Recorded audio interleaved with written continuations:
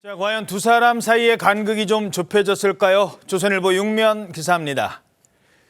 인류한 중진들의 희생이 필요하다는 의견 계속 갖고 있었죠. 근데 김기현 대표 그간 고생하셨습니다. 그간 고생하셨다.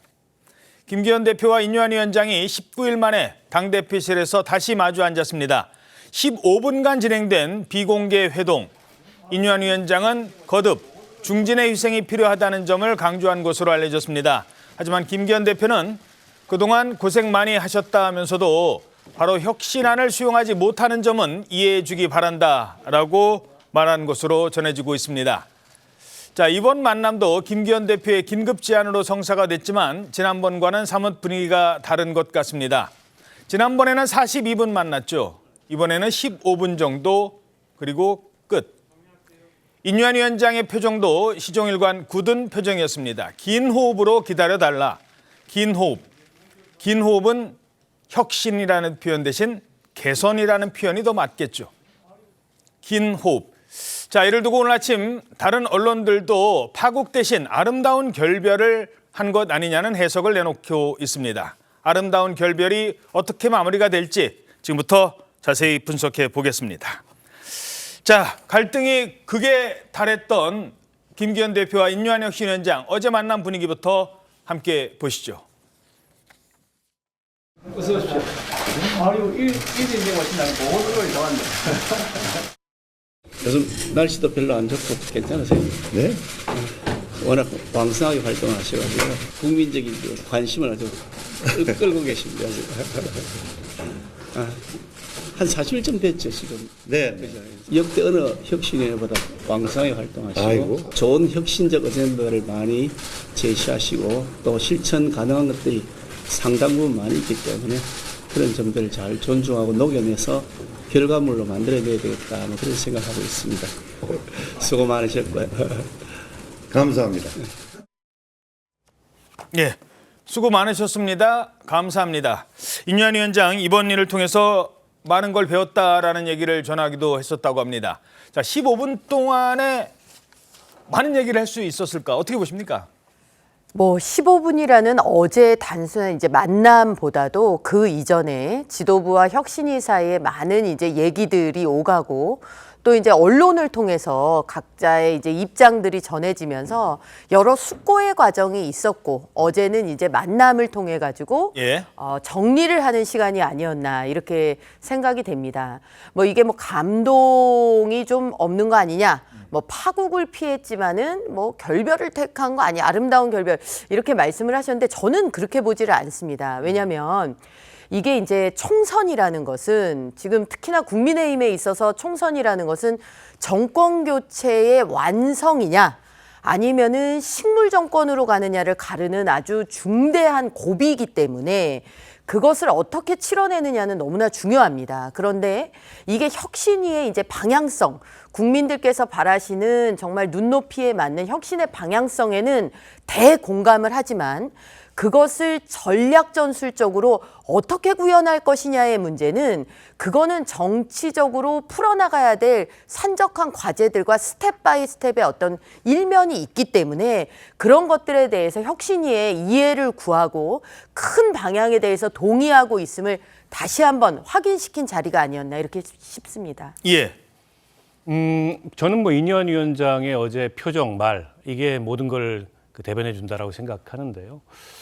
사실상 말 그대로의 봉합이고 훈훈한 마무리를 연출하기 위한 자리였으나 그간의 과정이 국민들 앞에 다 노출이 됐잖아요. 예. 사실상 인류한 혁신위에서 제안했던 혁신안 중에 수용된 거는 이준석, 홍준표 이런 분들에 대한 대사면 그리고 오늘 언론 보도를 보니까는 국회의원 불체포 특권. 근데 그거는 사실 국민의힘 의원들이 서명까지 다 했던 사안이기 때문에 이미 준 당론화되었던 거여서 특별히 새로운 내용은 아니고 그 이외의 혁신안, 특히 인적 쇄신에 관한 혁신안은 전혀 수용하지 않은 거죠.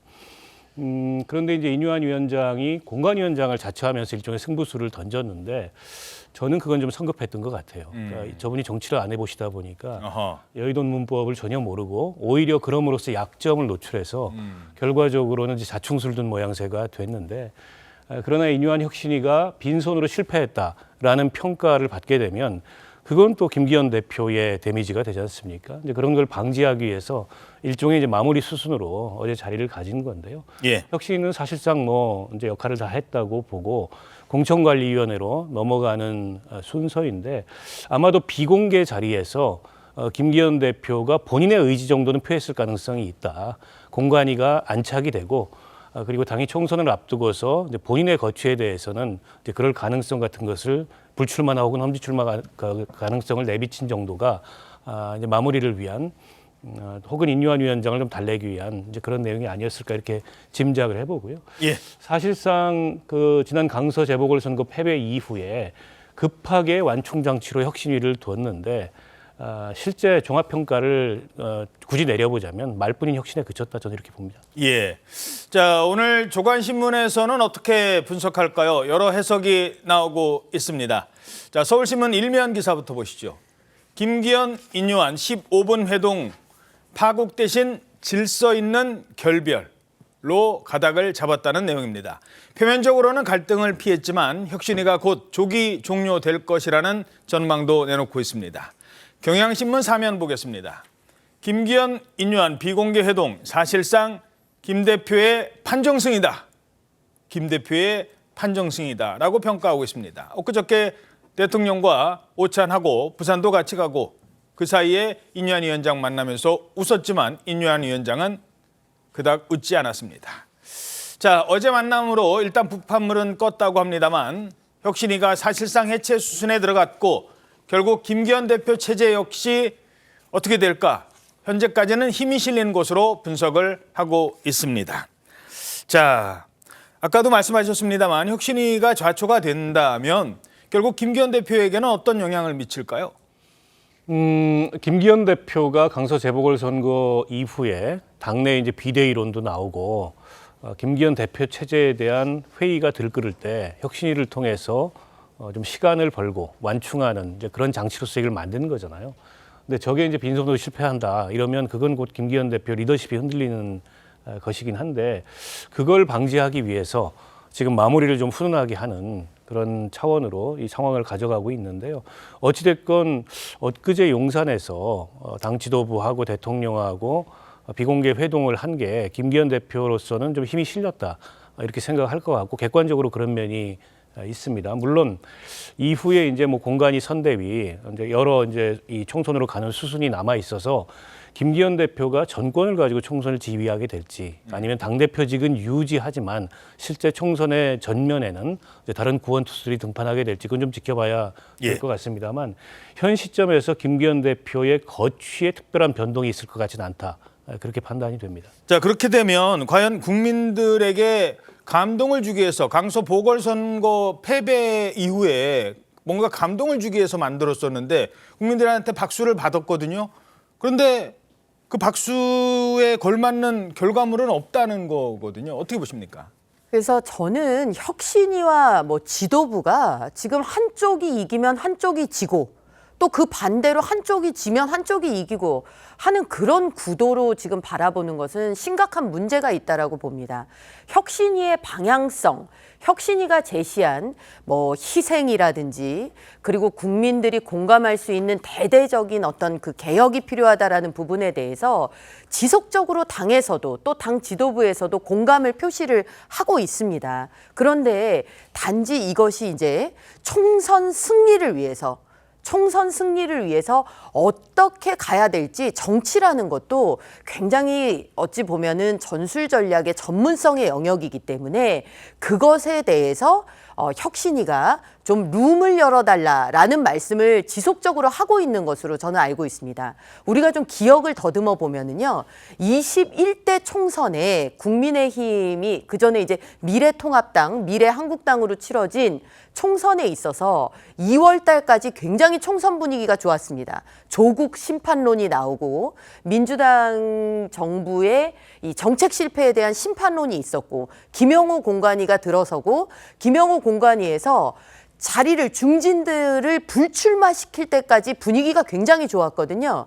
그런데 불출마시킨 다음에 채워질 때 오는 그 실망과 거기서 오는 갈등이 총선 실패로 이어졌다라는 평가를 외면할 수가 없습니다. 즉 그런 건 뭐냐면은 전체 구도 어떻게 비우고 어떻게 채울 것이냐까지를 보는 전술을 짜야지 뭐 지금 누구를 물러나라 또 언제까지 안 물러나면은 혁신할 의지가 없는 것이다. 이렇게 하면 큰 흐름에서 전술 전략을 짜는 데 있어서는 룸이 많지가 않다라는 것을 계속해서 이제 이야기를 하는 것이죠. 따라서 지금 인요한 혁신위에게 지금 드리고 계신 말씀은 누가 안 물러나겠다, 버티겠다, 뭐 우리는 변화할 의지가 없다 이런 말씀이 아니고 전술 전략을 짤 수 있는 여지를 달라라는 말씀이시고 이건 누가 이기고 지는 게임이 아니다. 이런 것을 다시 한번 좀 분명히 할 필요가 있다. 이렇게 생각합니다. 뭘 비웠죠? 국민의힘이? 뭘 비워야 채운다고 하셨잖아요. 아니 뭘 지금 비웠죠? 중진이 희생해야 된다. 용퇴하라. 아니면 자리를 비우고 수도권 뭐 험지 출마하라라는 그게 지금 혁신위에서 가장 메인으로 말씀을 하시는 거고 언론에서도 주목하는 그 혁신위의 가장 큰 어젠다라고 지금 보고 있는 거 아닙니까? 자, 그러면 지금 이 시점에서 그럼 누가 용퇴하고 누가 물러난다. 내가 험지로 가겠다. 이런 것들이 제가 말씀드리는 비운다는 겁니다. 지금 자신들이 가지고 있는 그 자리를. 그러면 누가 채울 것이냐? 어떻게 채울 것이냐? 이게 이제 인재 영입이라든지 총선 공천이라든지 이런 거하고 다 연결이 되어 있는 것이지 하나하나 단절돼 있는 것이 아니다. 이 말씀을 드리는 것입니다. 자, 김기현 대표는 어제 인유한 위원장을 만나기 전에 윤 대통령의 부산 일정에 동행을 했다고 합니다. 전용기도 함께 타고 갔고 떡볶이도 함께 먹었다고 합니다.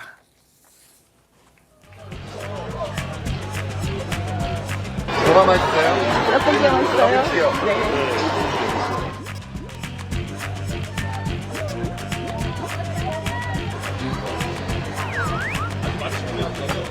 먼저 먹어도 되나요? 드시기 전에.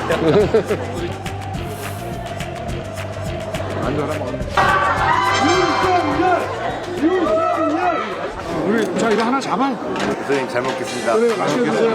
맛있게 드세요. 이 떡이 아주 쫄깃쫄깃한 게. 자 이거 하나.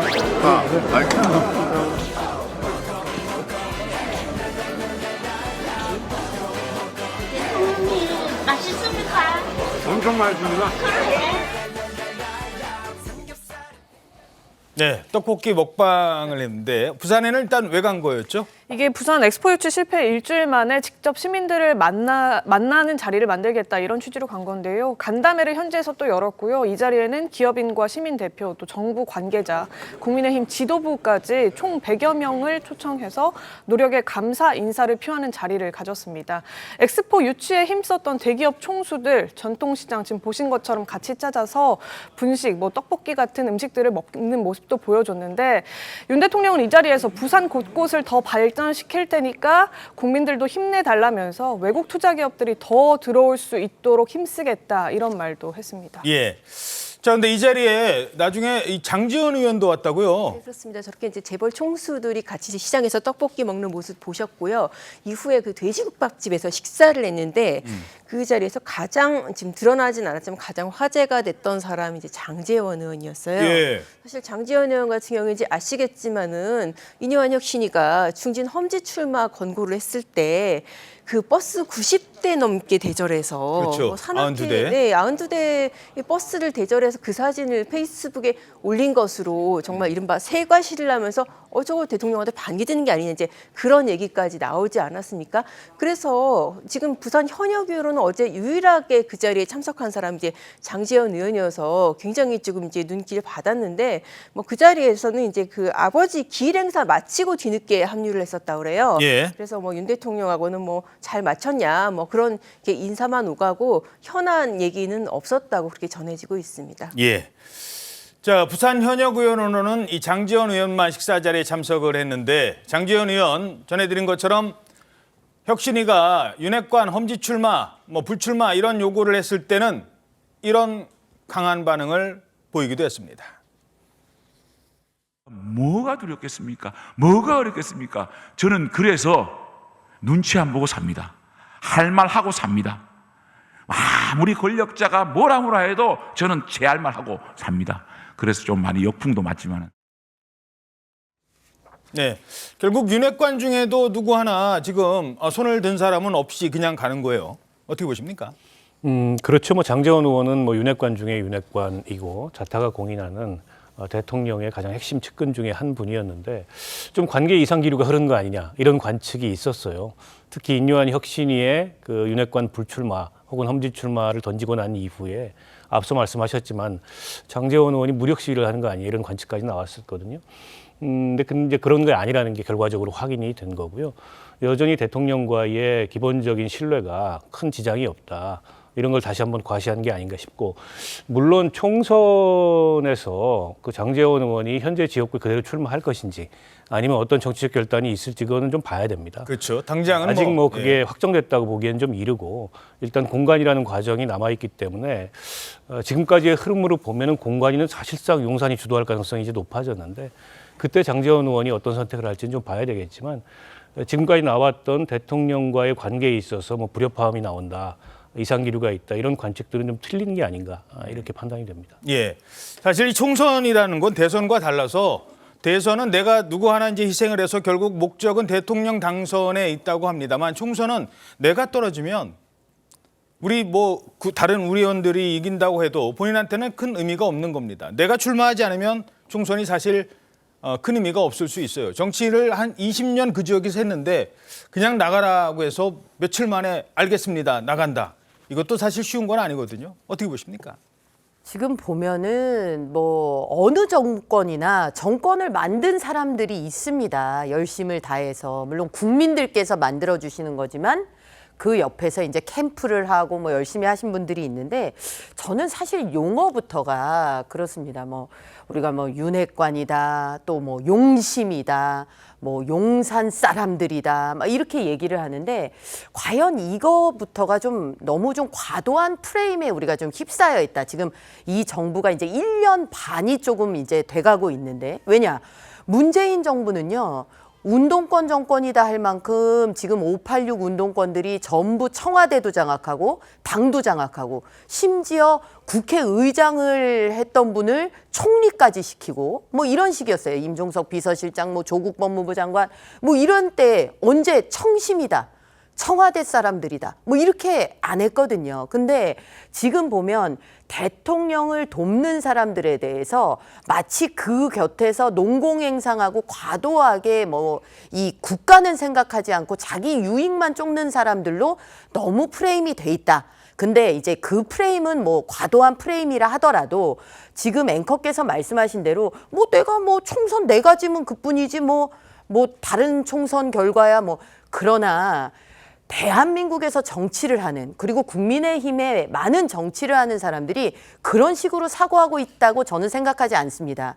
제가 말씀드렸듯이 내년 총선이라는 게 3년, 이후 3년이 식물 정권으로 가느냐 마느냐를 가르는 정권을 그렇게 애타게 바꿔주신 국민들의 열망에 부응하느냐 아느냐를 가르는 마지막 보루인데 어떻게 그런 생각을 하겠습니까? 반드시 국민의 선택을 되찾기 위한 자기의 역할이 무엇인지를 국민의힘의 누구라도 고민을 할 것이고 그에 따른 판단을 할 것이고 그게 혁신위가 바라는 바일 것이고 지도부도 지금 마음속으로 생각하고 짜고 있는 방향일 것이다. 저는 그렇게 생각합니다. 예.